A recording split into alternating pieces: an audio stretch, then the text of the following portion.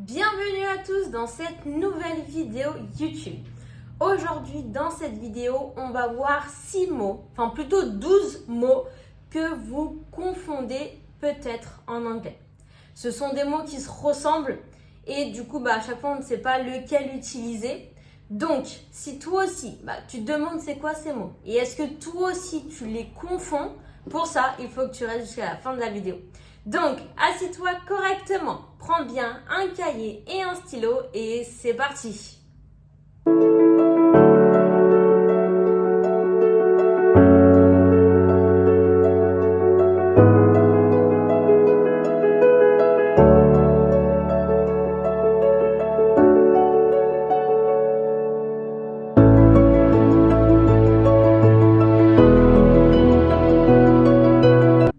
Donc, on va commencer cette vidéo par les deux premiers mots que vous confondez tous. Donc, ces mots-là, ce sont advice and advise. Donc là, on a pratiquement le même mot. Il y a juste une lettre qui change dans les deux. Mais cette lettre est très importante parce que du coup, le fait que cette lettre change, ça fait que le mot n'est pas le même. Mais c'est quoi la différence? C'est quoi advice? Et quel est le mot advise? C'est quoi la différence entre les deux? Est-ce que ça veut dire la même chose ou pas? Je pense que vous connaissez tous ce mot-là parce que c'est un mot très simple. Déjà, première chose à savoir, c'est que la prononciation n'est pas la même. Le premier avec un C se prononce avec le son S, advice. Le deuxième avec le S va faire plus un son Z, advise. Ok, donc déjà, première différence entre ces deux mots, c'est du coup la prononciation. Advice, advise. Très bien. Maintenant, la deuxième différence, c'est que advice est un nom, advise est un verbe. Et la dernière, du coup, c'est la signification. Alors, en soi, la signification, c'est la même, ça veut dire la même chose. C'est juste que vu que advice est un nom et advise un verbe, du coup, ce ne sont pas les mêmes. Donc, advice, on le traduit par un conseil. Advise, du coup, vous devinerez que c'est le verbe conseiller.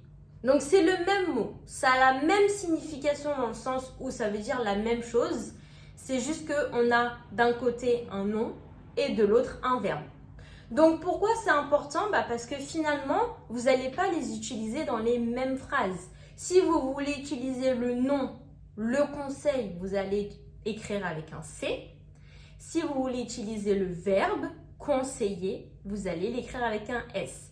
Et c'est très important du coup de savoir cette différence parce que si vous écrivez avec le conseil avec un S, et du coup, quand une personne va vous lire, ne va pas comprendre, va penser que votre phrase est incorrecte. Donc, c'est très important de savoir ça. J'ai pas de truc mémotechnique pour vous aider à vous en souvenir, donc voilà, juste falloir s'en rappeler. Donc, advice, le conseil, c'est un nom. Advise, conseiller, et c'est un verbe. On va voir deux exemples, du coup, un avec advice, un avec advise. Donc, premier exemple. He gave me good advice. Il m'a donné, de bons conseils.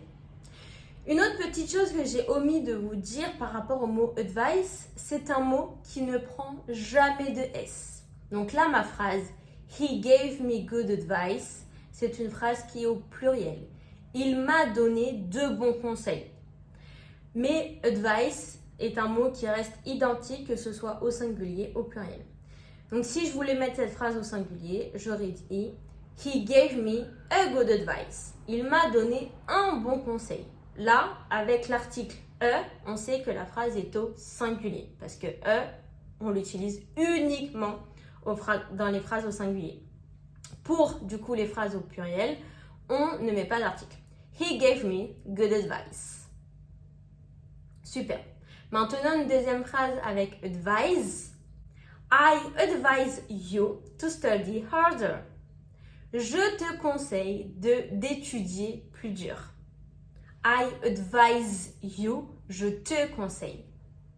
Donc voilà, deux exemples, un avec advice et un avec advise. Donc ici, ce qu'il faut retenir, c'est que advice, c'est un nom, advise, c'est le verbe.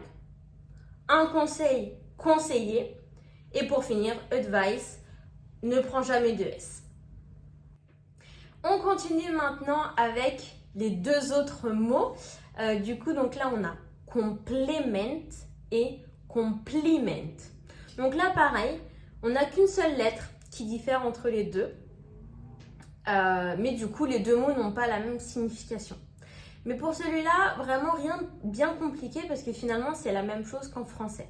C'est-à-dire que complement, on va le traduire en français par complète ou complément. Et compliment, on le traduit par un compliment. Donc là, les deux mots finalement sont transparents, donc il n'y a rien de bien compliqué. La seule chose, c'est vraiment de ne pas se tromper du coup entre les deux, parce qu'il y a vraiment une seule lettre qui change. Donc voilà, ne vous trompez pas, si jamais vous connaissiez juste complement, de penser qu'un compliment, du coup, a compliment. Ça serait une erreur. Ok, donc là, il n'y a rien de bien compliqué dans le sens les deux sont transparents, mais il faut savoir les deux pour pas penser justement que un compliment se dit a compliment ou vice versa. Ok, super. On y va pour des exemples. Premier exemple. She gave me a nice compliment. Elle m'a fait un joli compliment. Là, pareil, rien de bien compliqué. Compliment, compliment. Deuxième exemple. This wine complement this dish.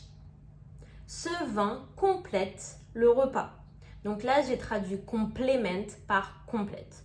D'accord? N'oubliez pas, complement, on peut le traduire par complète, compléter, ou un complément, en complément de. Ok? Donc voilà, là, je l'ai traduit dans ma phrase par complète. Donc là, comme je vous ai dit, rien de bien compliqué, pardon, mais bon, il faut quand même le savoir. Ensuite, le numéro 3. Donc là, on a le mot illicite et illicite. Donc là, pareil, c'est quoi la différence entre les deux? Illicite, c'est un verbe qu'on va traduire en français par provoquer. Illicite, là, il est transparent. En français, on traduit aussi par illicite, donc quelque chose d'illégal. Ok? Donc là, pareil, on a illicite qui est transparent. Et souvent, jusqu'à là avec mes élèves, quand il y a beaucoup de mots transparents, et il y en a en anglais, et bien des fois, on veut trouver d'autres traductions parce qu'on n'a pas envie de sonner franglais. Et du coup, on veut trouver, enfin, vous voulez trouver d'autres mots. Et du coup, là, le fait qu'on ait le mot illicite, bah voilà, peut-être que vous avez envie de dire illicite pour ne pas dire illicite et sonner un peu franglais. Mais du coup, illicite, on va le traduire par provoquer. Donc, il n'a pas la même signification que illicite. Donc, rappelez-vous, illicite, transparent, illicite, c'est un verbe qu'on va traduire par provoquer. On essaye avec des exemples? C'est parti pour le premier exemple. The police tried to elicit information from the suspect. La police a essayé de provoquer des informations du suspect. Deuxième exemple.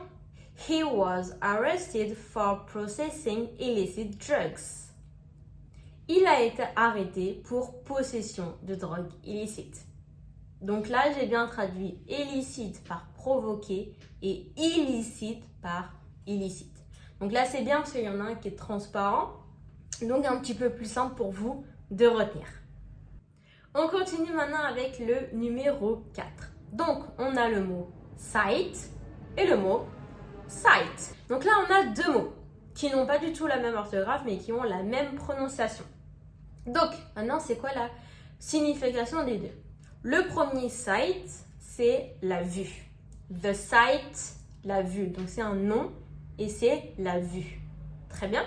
Et le deuxième, site, c'est le site, mais alors, celui-là, c'est pas le site internet. Le site internet, c'est website. Pour dire que c'est un site internet, il faut le mot web. Donc, website, site internet. The site, on va le traduire plus par, donc on peut dire le site aussi en français, mais on va aussi dire l'endroit, le lieu. Ok, donc c'est vraiment l'endroit, le lieu où se situe quelque chose, the site. Donc on a the website, le site internet, the site, le site, le lieu, l'endroit. Ok, donc voilà la différence entre les deux. Les deux ont la même prononciation, site, mais n'ont pas la même orthographe, donc attention à l'orthographe. Allez, on teste avec des exemples. Donc, premier exemple. The sight of the mountains was breathtaking. La vue de ces montagnes était à couper le souffle. Donc là, on a une petite expression, breathtaking, à couper le souffle. À retenir aussi, très important. Enfin, important, oui ou non, mais c'est bien toujours de mettre des petites expressions dans vos phrases. Ça vous donne un petit peu un meilleur niveau d'anglais. Deuxième exemple, the construction site is very busy. Le chantier de construction est vraiment très occupé. Donc là, je parle bien de l'endroit où se trouve le chantier. The construction site, l'endroit où se trouve le chantier. Et voilà donc pour site et site. Donc site, la vue, site, l'endroit, le lieu, le site. On continue maintenant avec le numéro 5. Donc là, on a deux mots. Je ne pense pas que vous les connaissez, donc écrivez-les bien. On a le premier mot qui est le mot allude et elude. Donc là, pareil, on a une lettre qui change, mais du coup, la signification des deux n'est pas la même. Donc allude, c'est faire allusion à quelque chose. Et elude, c'est échapper à quelque chose. Donc faire allusion à, échapper à. Donc, premier exemple, he alluded to the fact that he was leaving. Il a fait allusion au fait qu'il partait. Donc là, j'ai bien traduit allude qui est régulier, donc alluded, faire allusion à. Il a fait allusion à.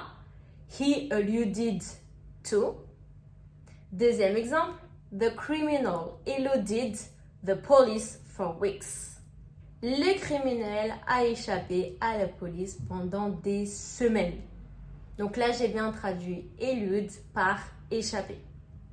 Ok, donc retenez bien ici, ça c'est pas des mots que j'entends souvent, donc peut-être que vous ne les connaissiez pas, mais ce sont des mots que, voilà, super que vous pouvez utiliser dans des phrases et à beaucoup d'occasions. Donc, elude, avec un A, c'est faire allusion à. Elude, échapper. Et les deux sont réguliers, les deux sont des verbes, donc plutôt simple de ce côté-là. Et on y va pour le numéro 6 et du coup le dernier, enfin les deux derniers. Donc c'est les verbes assure et ensure. Donc là les deux ce sont des verbes. Assure c'est rassurer. Ensure c'est garantir. Donc là, pareil, les deux se ressemblent, mais n'ont pas du coup la même traduction. Les deux sont des verbes, mais ne veulent pas dire la même chose. Donc, assure, rassurer, ensure, garantir. Donc, premier exemple, si je dis I assure you that everything will be fine. Je te rassure que tout ira bien. Donc, I assure you, je te rassure. Deuxième exemple, cette fois-ci avec ensure. You must ensure that the door is locked. Tu dois garantir que la porte est fermée à clé. Et voilà, donc là j'ai bien traduit assure par rassurer, ensure par garantir. Et voilà, donc c'était les deux derniers verbes mots de cette vidéo.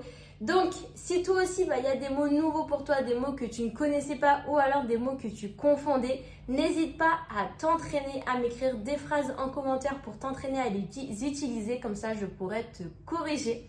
Et si toi aussi, tu veux en apprendre plus en anglais, tu vas apprendre la conjugaison, la grammaire et le vocabulaire pour enfin parler librement et naturellement en anglais, envoie-moi tout simplement un mail à cette adresse mail-là. Tu as juste à écrire anglais et je t'enverrai du coup toutes les informations concernant ma formation d'anglais en ligne et comment je vais t'accompagner et t'aider pour que tu puisses atteindre tes objectifs, que ce soit des objectifs personnels si tu veux apprendre l'anglais pour voyager ou alors professionnels si tu veux obtenir un travail que ce soit en France ou à l'étranger.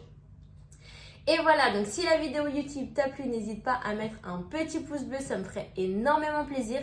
N'hésite pas aussi à me dire en commentaire quel type de vidéo te plairait, si tu veux plus des vidéos du coup, donc comment s'organiser pour apprendre l'anglais, des conseils pour apprendre l'anglais ou alors vocabulaire, grammaire, conjugaison. Dis-moi tout en commentaire et moi je ferai des vidéos en fonction de vos demandes.